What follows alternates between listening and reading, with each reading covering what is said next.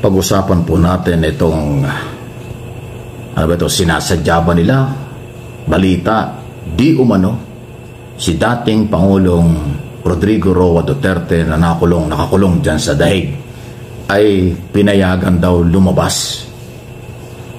Hindi natin alam kung saan dinala, sa hospital ba or kung saan man.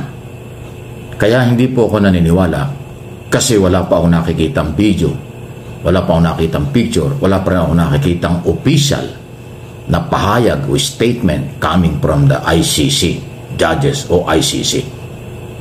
Ngayon, pinapuputok na po ng mga Duterte supporters na pinalabas daw si Duterte sa kulungan.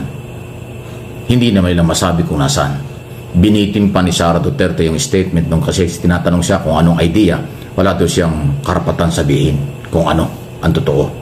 Ipinasa niya sa kanilang abogado, si Attorney Nicholas Coltman daw ang dapat tanungin. So binibiti nila, pinapalabas nilang ganun. Kung totoo ito, dapat meron pong opisyal na pahayag ang ICC. Huwag po natin kalimutan mga kaibigan, si Duterte ay nasa kamay ng ICC.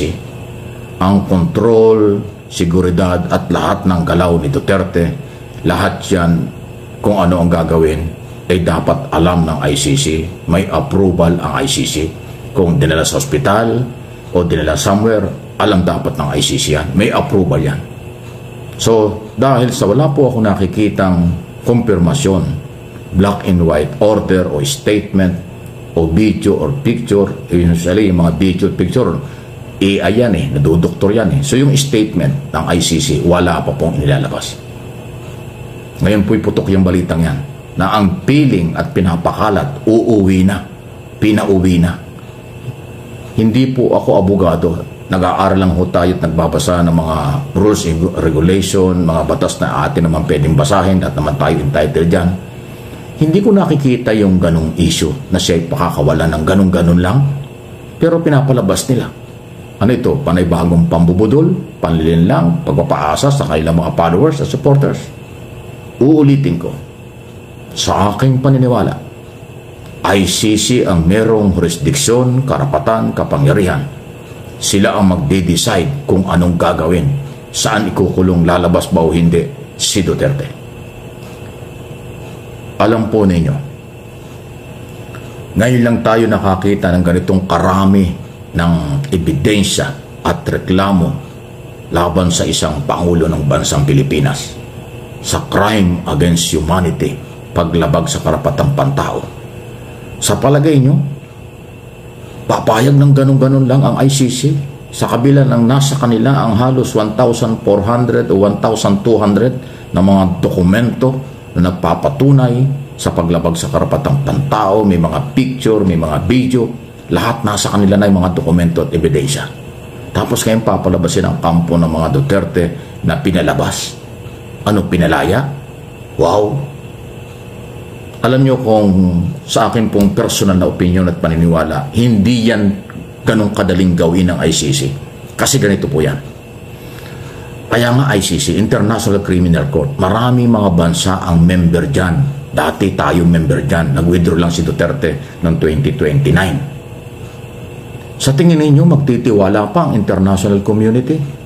Magtitiwala pa ang mga bansang member ng ICC o hindi man member ng ICC? Kung sakaling papakawalan nila ang isang akusado sa crime against humanity nang walang malinaw na dahilan.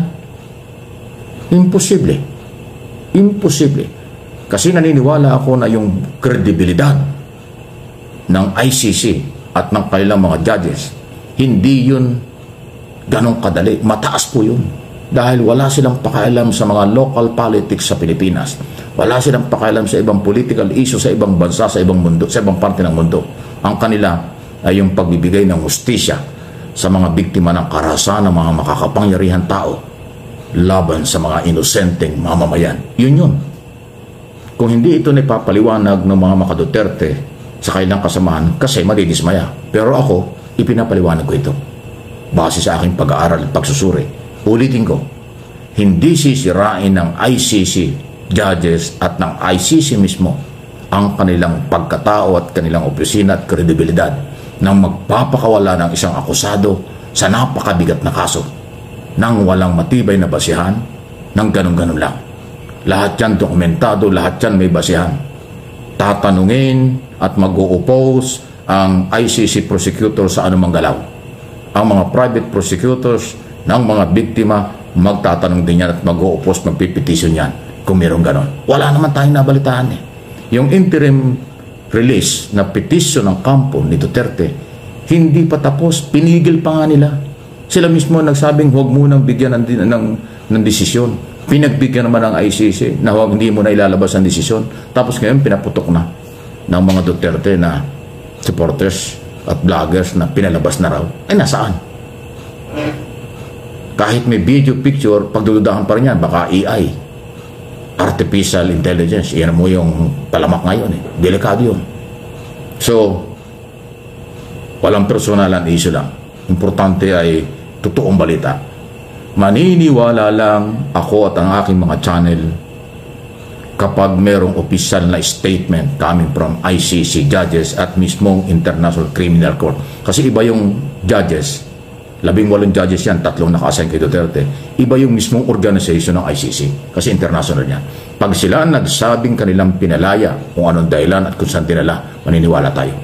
Pero hanggat wala yan, garbage na balita yan, fake news yan, pambubudol yan, pagpapaasa lang yan, panlilin lang sa kanilang mga supporters. Ako hindi pa ako naniniwala dyan.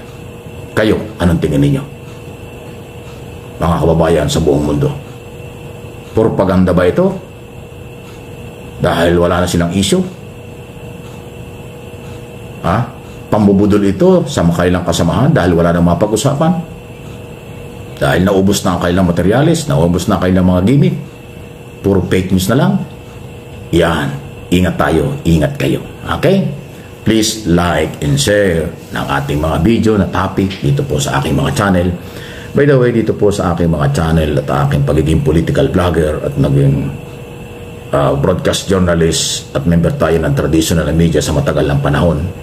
Importante po ay issue lang po, analysis, opinion, interpretation sa nangyayari. Hindi tayo mangunguna sa balita.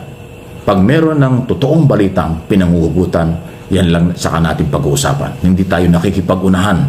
Hindi ako nakikipag-unahan sa balita. Kahit maano na sila. Kasi dinodouble check ko. Mas mabuti yung sigurado. Hindi tayo nakachismis lang, nakadinig lang, balita kaagad, kagawin content kaagad ng iba-iba. Ako hindi po. Kahit malit ako, pero kailangan ko ma-double check. Pag walang matibay na basyan, sorry, hindi ko gagawin topic. At kahit na may mga video pa yan, dahil umiiwas tayo sa copyright, hindi ko rin gagawin yan.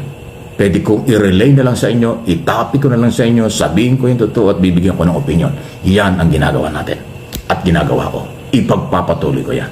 Salamat sa inyong pagsubaybay at pagtitiwala. Please like and share po ng ating mga video.